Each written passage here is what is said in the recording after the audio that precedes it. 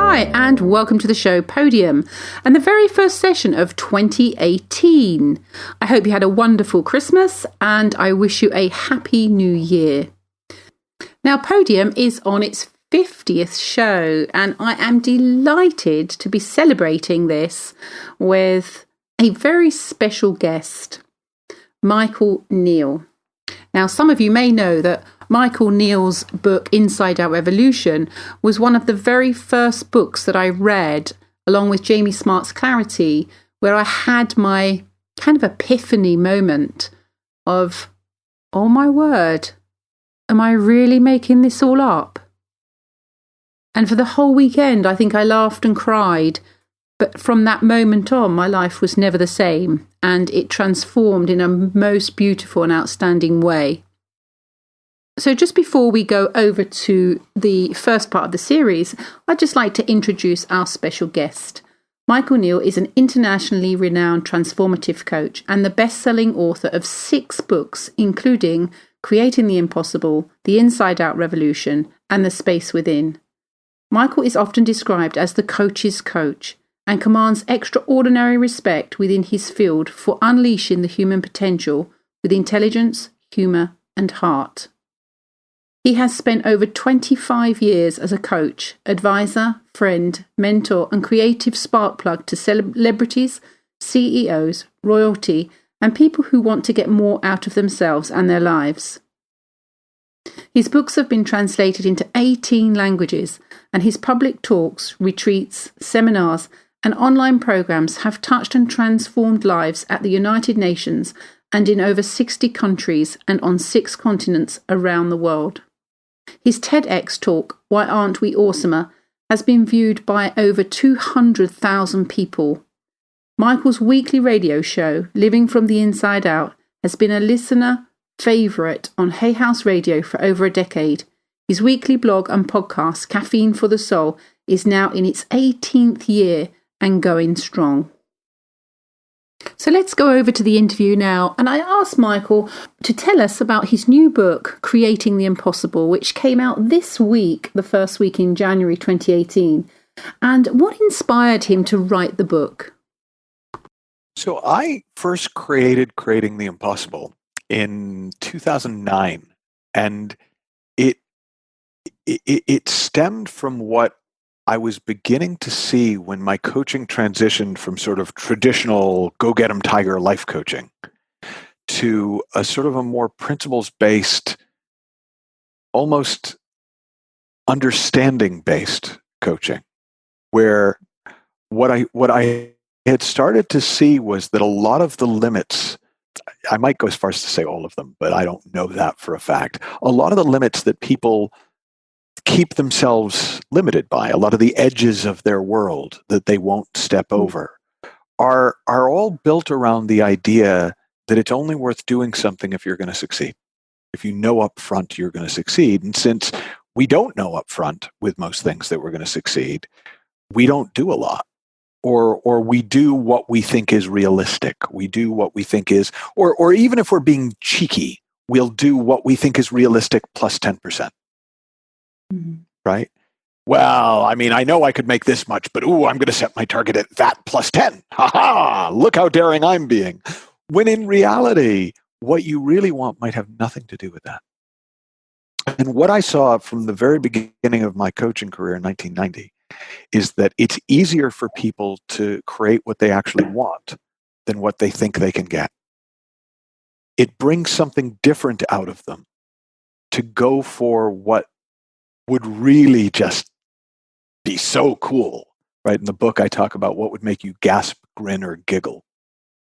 Then it is, because it calls on a deeper part of ourselves. What I talk about is the universal mind, or the this innate intelligence in us. It brings it forth. It calls it forth from us. And it's just, if we can logically just work really hard and get there, we don't necessarily go to that deeper part of ourselves. So in a way, Creating the Impossible is an attempt to call forth the greatness in us, to call forth the capacity in us, to call forth just a deeper part of ourselves. Because when you live from that deeper part of yourself, life is a whole different adventure. And what you're able to do goes way beyond what you thought you could do. And so that was always the idea behind it. And in nurturing it from 2009 through to new iterations and new versions, and now bringing out a version as a book in 2018, really, I've just seen that more deeply. It hasn't fundamentally changed. It is a call to go beyond yourself, to go beyond what you think you're capable of, to live from a deeper part of yourself. And there's nothing more exciting for people than when they tap into that and start to live from it. That's beautiful. So let's dive straight in there then, in terms of sports performance. What I'm looking at right now is performing from source, in terms of sports performance, performing from wisdom and touching that deeper part of yourself. So how do you see an understanding of the principles behind the human experience or how the mind works as helpful for sports people? Well, it's helpful in that it explains why you're hot when you're hot and why you're not when you're not. Why you're great when you're great, and why your coach looks at you like they don't understand how you could play this badly given how long you've been playing. Right. And so it's not that you don't, if you're a performer, and I'll take it beyond sports because I work with a lot of actors and artists and people who are musicians, people who perform in other arenas. Great performance shares certain characteristics, and the most common one described is, man, I was unconscious out there. I don't know what came over me. I was playing out of my head. Right? They all have some kind of a description. I don't know what happened. It's like something took me over. And people attempt to describe a universal experience, and they use different words, but what they're describing is that feeling of being lived, of being the vehicle for the performance, not the cause of it. And we love that feeling. Often it's talked about as flow or the zone or the, finding your groove and that's often why people love performing. I was talking to somebody earlier today, and we were talking about he was an X Games snowboarder, and he was talking about, he did this great, his signature move was this backwards 540 off. I mean, I've watched him do it a few times and just gone, I just can't even look at him. But he talks about it. You can see it in his eyes. He never feels more alive than when he's doing a jump that he can't do. And it's because when we get our little selves out of the way, when we get our ideas, our thinking of what we're capable of and who we are and the kind of person we are, and when we can, even for a moment, get out of our heads, get out of that thinking, we drop into this deeper potential in us. And to be able to express that is what all great performers love about performing. And that's the gift of sport. That's the gift of any performance arena, is it gives us a place where not only is it possible to get out of your thinking, get out of your head and live from that deeper part, but it's almost necessary to do it really well. Yeah. And understanding how it works makes it so much easier to do. And it takes away a lot of the superstition, and it takes away a lot of the ritual, and it takes away a lot of the mental practice, as distinct from, you've got to practice your craft. If you're a golfer, you better be golfing. If you're a tennis player, you better be playing tennis. If you're a singer, you're going to have to sing. Like, that's the game. Yeah.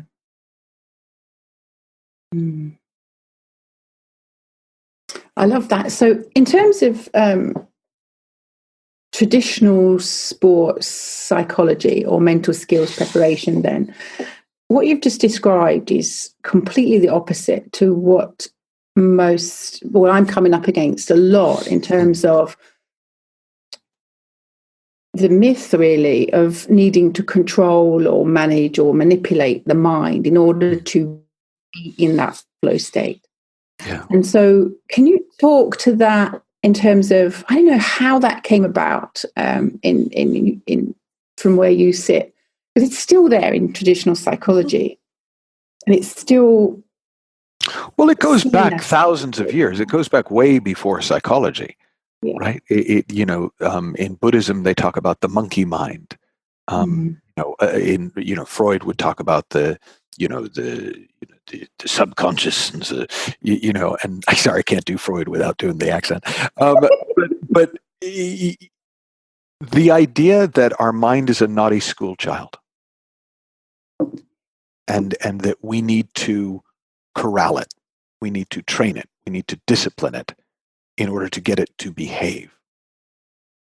But the problem with that model of the mind is naughty school children who are taught to behave do well at school. They don't necessarily do well in life. Right? The whole model of school, and we know this, it evolved deliberately to create good factory workers for burgeoning industry in the 18th century and beyond. Right? It was a very deliberate creation. And so as a model of psychology, it's based on bringing out the average in people. Right? We're taking away the highs and lows when we discipline the mind. So we're taking away the worst of the mind, but we're taking away the best of it too. So it's not that it doesn't work. It's just that it works to promote mediocrity. And mediocrity is better than awful, right? If the choices were, disciplined but average or undisciplined and terrible, I'd go for disciplined but average too. But those aren't the real choices, because there's another way of being with the mind where it's not a collection of naughty school children running around that you have to somehow corral and tame. But actually, it's this raw potential energy that needs to be focused and unleashed. Well, now control isn't the operative mechanism. I don't want to control it. I don't want to tame it. I want to harness it. I want to tap into it. I want it to fill me up and blow me apart.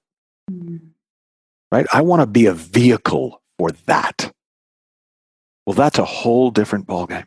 So, of course, different things will make sense. If I'm in the corralling naughty school children business, I do need discipline and practice and taming and training and all that. That's how you do it. But if I'm trying to harness the unharnessable, if I'm trying to put rocket fuel in my racing car and not have it blow up, that's a different game. Yeah, that's beautiful. Wow. Well, I hope you've really enjoyed the show. I have certainly loved listening to Michael during the interview, and on the playback, just so many things come to mind. So we have Michael with us for the next few weeks, and I hope you tune in to listen to these very special shows. If you'd like to get hold of Michael Neill, you can do so on www.michaelneill.org. Michael's book, Creating the Impossible, is now available, has been published this week, so congratulations to Michael for that. I had the privilege of having a sneaky preview last year before it was published at the time of this interview, and I love it. I often say that Michael Neill is a genius, and actually, you know what? I do think he is. I don't know, he just seems to have this unique ability to say what cannot readily be said. And when I was on the Creating the Impossible course, it seemed that he gets you to have a really intimate relationship with your deeper self, your true self. And for me, I just think that is just such a rich and fulfilling experience for anyone to have.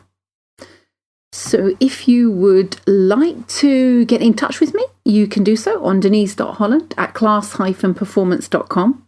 All of these shows will be on the website under www.class-performance.com/podcasts. And yeah, that just leaves me to wish you a wonderful day, and I look forward to learning and sharing with you again soon. Bye-bye.